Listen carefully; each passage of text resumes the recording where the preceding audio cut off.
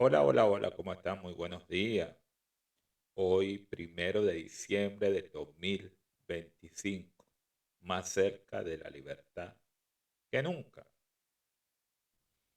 Y quisiéramos el ejercicio, todo lo que me ven, todo lo que le duele al país, y comenzáramos a pensar el por qué llegamos hasta Hugo Chávez.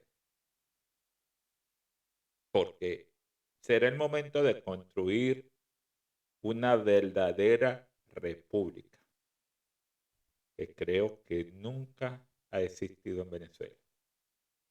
En Venezuela hubieron dos partidos y cuando se salió de ahí, llegó Chávez. Entonces, como queremos reconstruir y fundar la Venezuela jamás, nunca vista, la más próspera, ¿verdad? Algo jamás visto. Yo siempre digo en mi programa que nos tenemos que imaginar que somos Japón y que nos cayeron las dos bombas, ¿ah?, que destruyeron a Japón. ¿Y qué hicieron los japoneses? ¿Qué entendieron? ¿Qué enseñanza le dio todo el desastre causado por esa guerra? Lo mismo deberíamos hacer nosotros en Venezuela. ¿Qué nos ha enseñado esta desgracia que ha destruido todo el país llamado Revolución Bolivariana? Pero en mi particularidad creo que tenemos que empezar por el comienzo. Yo obviamente no soy ningún experto, no, o sea, solamente soy una persona que quiere lo mejor para mi país, para Venezuela. Y me voy educando, me voy autoeducando, voy conversando, voy preguntando para conocer y entender las cosas que sucedieron. Entonces, cuando yo vi todo el desastre que estaba sucediendo en Venezuela por culpa de esta gente, yo dije, pero ¿por qué llegamos hasta aquí? ¿Qué sucedió? ¿Qué pasó? Y me fui, para entender un poco, hasta el general Guzmán, a leer desde ahí en adelante por qué llegamos a este punto. Y creo que en este momento todos los venezolanos deberíamos no ir tan lejos, que me gusta la historia y era cosa que digo, bueno, vamos a conocer esto y lo otro. Pero por lo menos, ¿por qué llegó Chávez? ¿Qué pasó? ¿Qué pasó? Y eso no nos puede volver a pasar. Entonces, a mi manera de ver las cosas, explicaré un poco lo que yo creo que no deberíamos cometer esos mismos errores jamás. Tenemos que blindar la constitución. Bueno, que la constitución no tiene problemas. ¿Qué problemas son los que gestionan las leyes? Tenemos que volver a hacer entender al ejército que no puede ser político, simplemente constitucional. Entonces, primero, ¿qué sucedió? Tumbamos a Pérez Jiménez, el dictador que teníamos, ¿ah?, el dictador que teníamos para fundar una supuesta democracia. Supuesta no, había democracia. Ahí sucedió que se plantó un pacto entre dos partidos, AD y COPEI. Dos partidos, obvio, habían otros, pero esos otros siempre serían minoría. Entonces, eh, llegó un punto en los años 90 que esos dos partidos, que eran los que venían eh, dominando la política venezolana no eran creíbles. Estaban supo- estaban súper desprestigiados. La gente no confiaba. ¿Por qué? Porque anterior vinieron los sucesos, como el Viernes Negro, como dejar las arcas del Estado vacías. ¿Ah?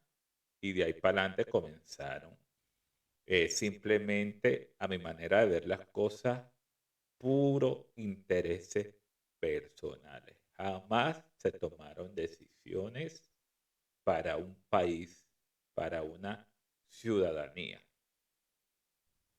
Eh, Existía la percepción de corrupción por todos lados, señores. Mire, lo que sucedió en los años 90, 80, 90, yo me acuerdo cuando el robo de los bancos, eso fue asqueroso. Dejaron a miles de gente sin su dinero. Le cuento, mi papá era costurero, es costurero, todavía está vivo. Y le dijeron que sacara su dinero a unas personas que le hacían los trajes. Porque se lo iban a llevar. Mi papá no se lo dijeron así, pero le dijeron, saca tu dinero del banco. Y mi papá logró sacar el dinero del banco. O sea, ¿cómo se roban el dinero de un país? Y eso agudizó todo, todo. Pero lo peor de eso es que no hubo un preso. Incluso muchos de los que se robaron ese dinero siguieron viviendo en Venezuela. No había una justicia. Entonces, ahí tenemos un punto donde creo que todo el venezolano coincide en que tiene que haber una ley y unos representantes de la justicia que no le den una oportunidad a la corrupción. Desde el más alto, no voy a decir desde el más bajo, porque a los de abajo no aceptan lo que se le aceptan a los políticos.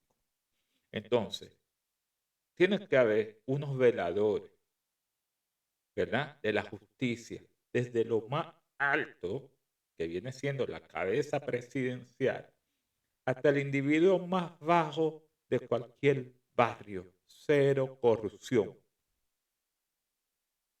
Primero tenemos que hacer un sistema de justicia, leyes y personas con ética moral que no se vendan, que no digan es que yo estudié con él, es que es mi amigo. No. Usted va preso porque usted es un corrupto, usted va a juicio, va enjuiciado. Ah, usted dice que es inocente. Vamos a ver qué dicen los hechos, las pruebas, los testimonios. Tenemos que construirnos desde cero, sin olvidar el filtro por el que estamos pasando. Una economía desgarrada por todos lados. Es cierto que en la cuarta vía de todo, como dicen los revolucionarios estos malditos, la cuarta, había de todo. Ellos dicen que no, había absolutamente de todo. Pero habían unos sistemas, yo voy a hablar de mi experiencia, luego ustedes me dejan en los comentarios lo que ustedes crean y piensen. Yo siempre me preguntaba, niño, ¿por qué siempre había un momento del año que se escaseaba el azúcar o el café? No, el aceite también. Ah, no, que no hay harina. Y cuando regresaban, venían con el precio encarecido. La economía, no la economía, los bienes de la cesta básica, producto, perdón, de la cesta básica eran un negocio. Y subían constantemente. Me acuerdo que me daban para ir a la escuela un 1 real. Me alcanzaba por una empanada, un jugo. Pero luego ya no me alcanzaba y me tenían que dar 50 centavos. Y luego de ahí pasamos a que me tenían que dar un bolívar, 1,50, dos. ¿Por qué? Porque la inflación iba constantemente. Entonces, una profunda crisis económica teníamos. Y eso aceleraba obviamente la llegada del Mortadelo, su fallido golpe de Estado, la caída del ingreso petrolero, aumento del desempleo, inflación y pobreza sobre todo, iba campando por todo el país. Yo leí, no sé si lo escuché, creo que lo leí, a donde una parte donde Pérez Jiménez decía, señores, la gente que sabe de esto, si estoy equivocado, obviamente yo acepto todo lo que ustedes me pongan ahí. Decía Pérez Jiménez que cuando él comenzó a construir todos esos edificios era porque a él no le gustaba ver los ranchos que habían en todas las ciudades.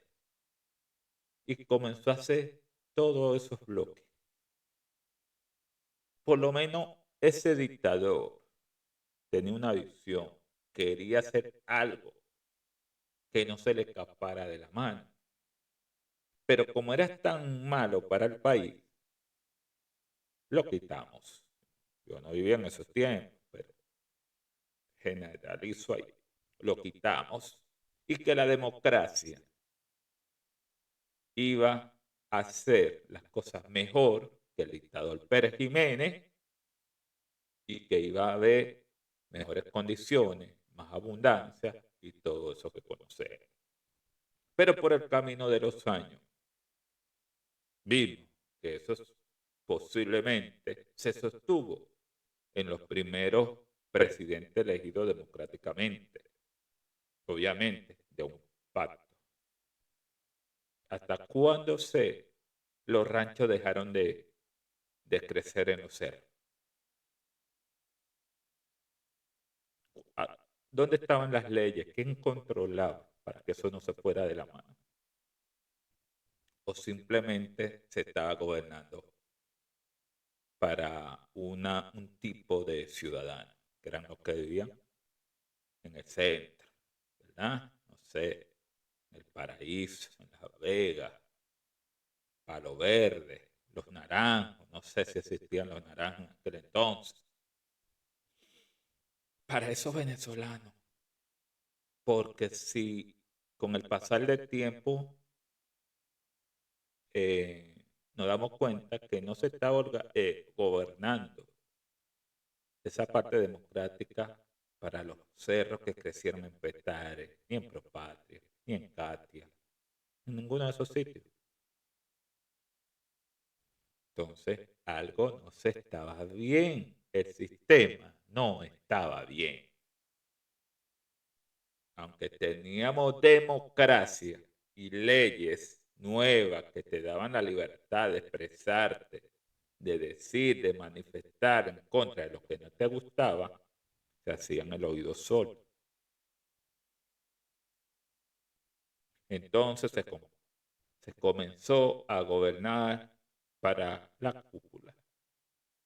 La cúpula. No me digan que no.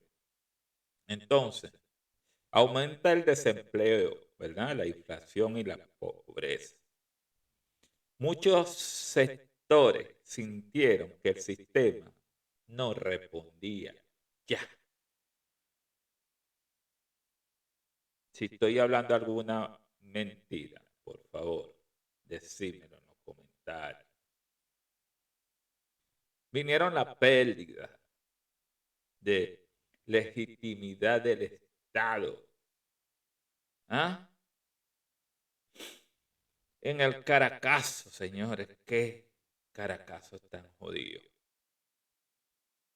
Una generación, para mí, que se dejó llevar de, de cosas, sucedían cosas malas.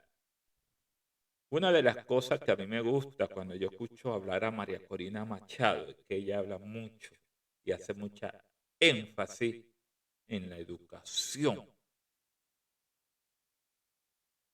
en la educación. ¿Por qué? Porque si tenemos un pueblo educado, fíjense lo que le voy a decir, si tenemos una ciudadanía educada, el político tendrá menos trabajo, menos mentira que echarle a la gente. ¿Por qué? Porque la gente es sabia, es culta, analiza, investiga, no se deja llevar por rumores, por lo que diga una prensa. ¿Por qué viene el Caracazo? Porque la población de Venezuela, los medios impresos, señores, yo me acuerdo de eso. No sé por qué me tengo que acordar de estas cosas.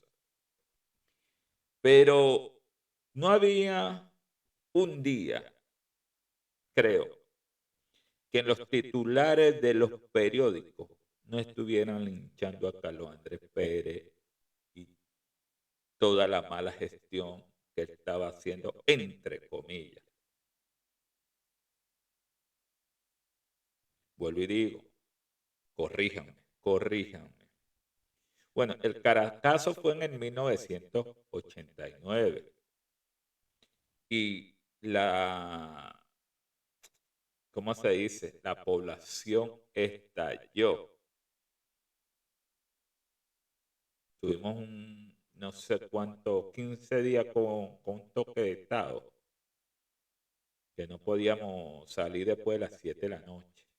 Frente a mi casa miraba el ejército, me acuerdo. Bueno, tenemos ese otro factor ahí. Luego, la intentona del 92, señores.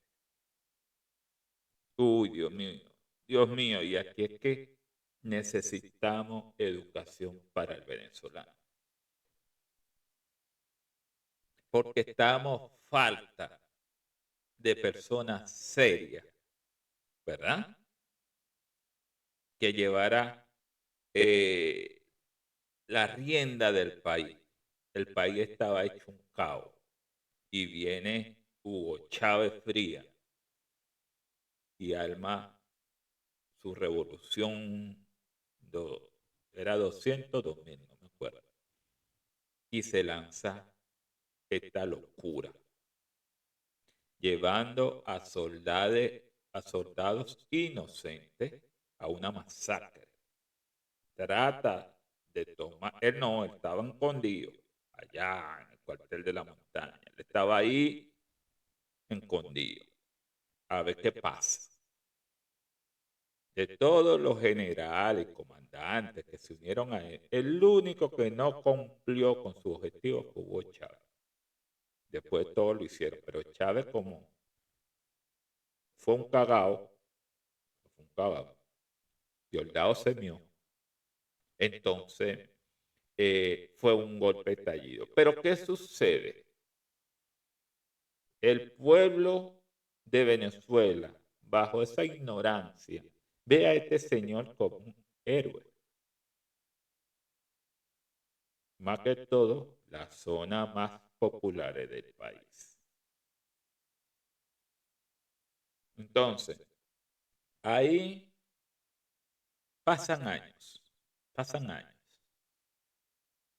Chávez, ya sabemos que se hace responsable del golpe de Estado, la gran frase icónica, histórica.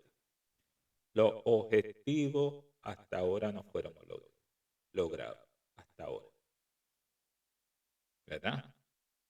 Cumple de 92 hasta el 96, no me acuerdo ahora mismo. Prisión en Eran en Yare, creo que era en Yare, no me acuerdo. En Sabaneta, no me acuerdo. La prisión ahora mismo. Luego viene otros dos fallidos golpes de Estado, ¿verdad? Tumban unos aviones, uno fue en noviembre, no sé si hubo uno en abril, no me acuerdo. Pero la cuestión es que el país sigue empeorando, sigue la inflación comiendo. Tenemos un Carlos Andrés que Tomás, incluso dicho por Hugo Chávez una vez, nunca se me olvidó, que Chávez dijo que las medidas que tomó Carlos Andrés eran las que había que tomar en ese momento, porque el país estaba roto, quebrado. Carlos Andrés tomó unas medidas que nadie la entiende porque la toma. Solamente tenemos en la cabeza que Venezuela es un país petrolero y que tiene mucha riqueza y que a dónde esté ese dinero. Eso es lo que entienden las personas de abajo, o entendíamos en aquel momento. ¿Dónde está el dinero que entra de las pensiones? No entendíamos que estábamos rodeados de una cúpula política y empresarios de ladrones. ¿Y quién pensaba el ciudadano de a pie que era el único que le dolía al país? Aquel que en el año 92 intentó dar un golpe de Estado. Ese le dolía al país. ¿Por qué? Porque fue el único que se rebeló contra el sistema. Error, error. Porque aunque el sistema esté podrido y muy mal, tenemos algo que nos dicta una línea que seguir. Señor militar, si a usted le duele el país, usted no toma el país por la fuerza. ¿Ah? A punta de rifle y cañones. No. Y esto se lo digo a los militares futuros, que se les pase ese gusano por la cabeza. Usted deje, jubílese de las Fuerzas Armadas, se alista a un partido, simplemente es independiente, y hacer política como lo dicta la Constitución. No quiera violentar las leyes, que fue lo que hizo Hugo Chávez. Entonces llegan las elecciones, comienza Hugo Chávez con su labia, que parecía el encantador de serpiente, y hablar y hablar. ¿Y qué tipo para hablar? Hablaba, yo me acuerdo haberme acostado a echar una siesta cuando Chávez comenzaba a hablar y se encadenaba. Me levantaba y el hombre estaba hablando todavía. Tipo hablaba, pero tenía un don, ¿verdad? Para los discursos. Sabía manipular, era un buen comunicador. Esas cosas no se le puede quitar. Ahora, ¿a quién encantó Hugo Chávez? ¿Quiénes creyeron en todo ese populismo de Chávez? La población que se sentía más golpeada por todo lo que venía pasando en Venezuela. Y vuelvo y digo, esto se trata de que no cometamos los mismos errores. ¿A qué yo le atribuyo esto? A la falta de educación. Ojo, y no es que las universidades en Venezuela sean malas, no. Y la educación sea mala. No. Porque los mejores médicos del mundo hoy en día son aquellos venezolanos que salieron de esos años. muchos profesionales de calidad de los años 90. La educación en Venezuela era buena, pero no la educación política. Eso no existe, no existía. Y eso se volvió ahí que una telaraña que era de todo quedado en familia. Si me voy yo, dejo a mi hijo, y mi hijo deja a mi nieto, y el nieto, y así sucesivamente. Era una mafia lo que había, para mí. No se juzgaba a nadie, simplemente al pobre que roba, que tenía hambre. ¿Ah? Entonces, para el colmo, ni ayuda le daban al venezolano. La última ayuda que yo recuerdo en los años 90, antes de Chávez, la dio Carlos Andrés Pérez, que yo fui beneficiario de esa mochila azul, de esos litros de leche, fuera de chinazo, ¿no? En las escuelas, de esos creo que eran 500 bolívares por hijo que tenía una madre. Creo que esa fue la última ayuda que tuvo el venezolano.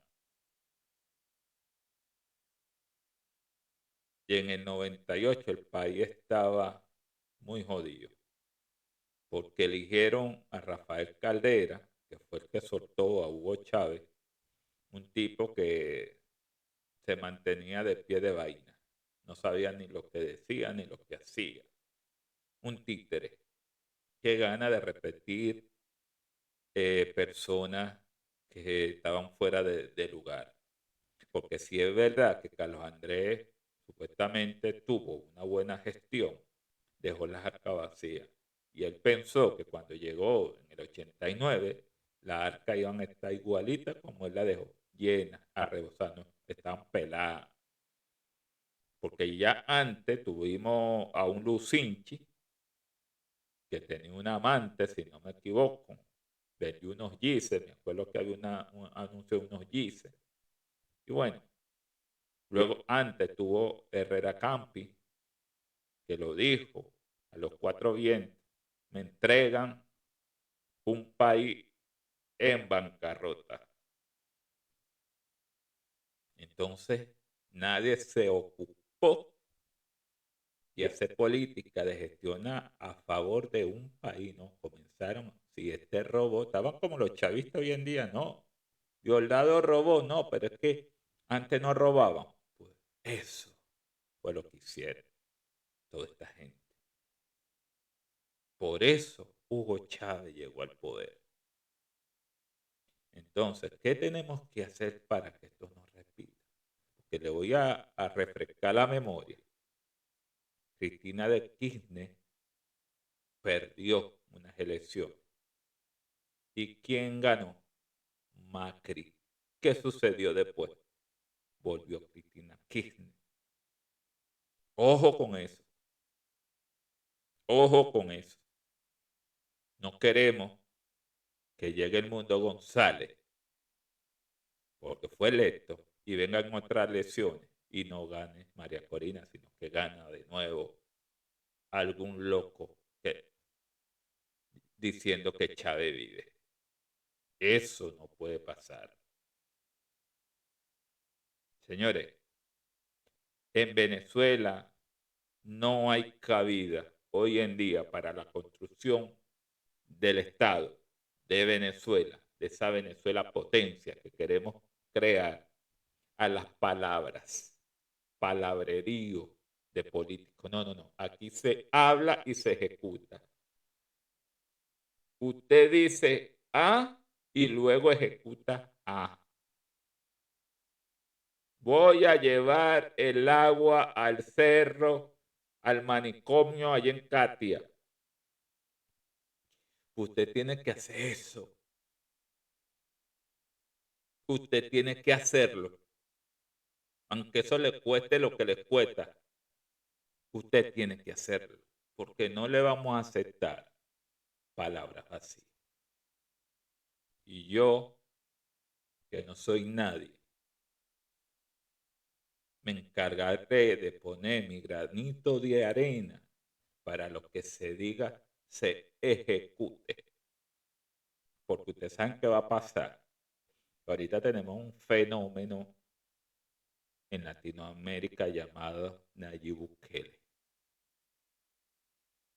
Y esto quiero que lo tomen como se lo voy a decir. El éxito de Nayib Bukele es porque resolvió los problemas principales del país.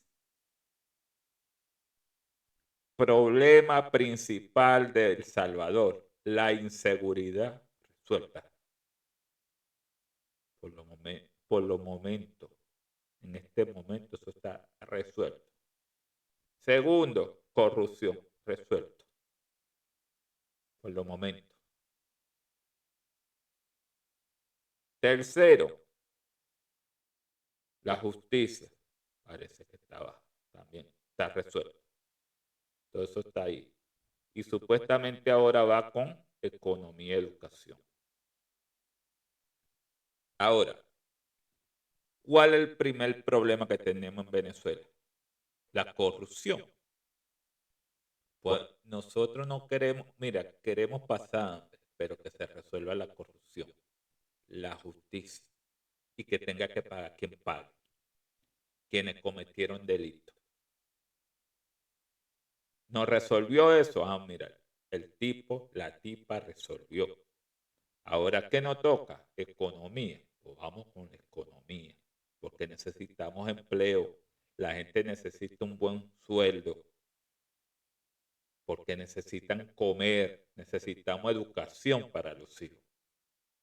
Si no nos resuelven esos problemas y lo gritan a los cuatro vientos y no lo resuelven, tienen que ir para afuera. Una de las cosas que creo que tiene muy bien en la Constitución en Venezuela es que hay un revocatorio en el periodo, en la mitad del periodo. Si usted no resolvió, revocatorio. Venga, para afuera. No estoy de acuerdo a que me vuelvan a meter otra constitución. No, no. Quiten las estupideces que metieron estas alimañas. Se quita eso. Esta es nueva.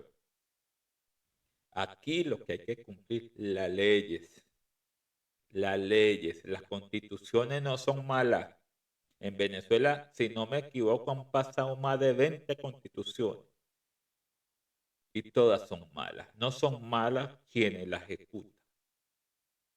No, es la constitución. No, la constitución son palabras escritas en hojas que hay que cumplirlas. Y no me voy a alargar más. Muchas gracias. Espero que, que compartan conmigo que debemos tener siempre presente el por qué llegó Chávez y que no podemos cometer esos errores para que jamás, jamás vuelva en Venezuela algo como esa revolución maldita.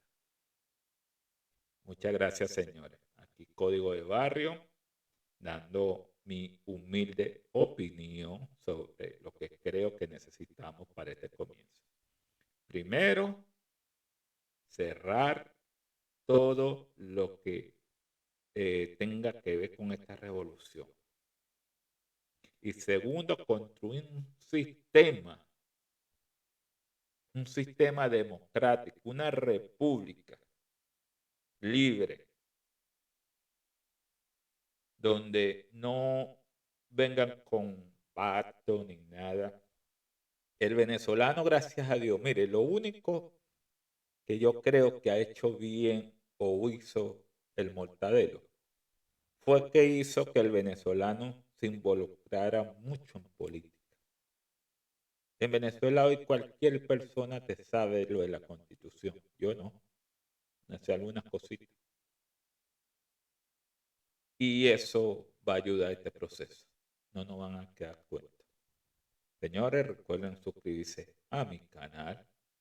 Muchas bendiciones. Hoy, 1 de diciembre del año 2025. Venezuela sigue en pie, no se rinde. Y vuelvo y le recuerdo, no nos robaron las elecciones. La estamos peleando. Bendiciones.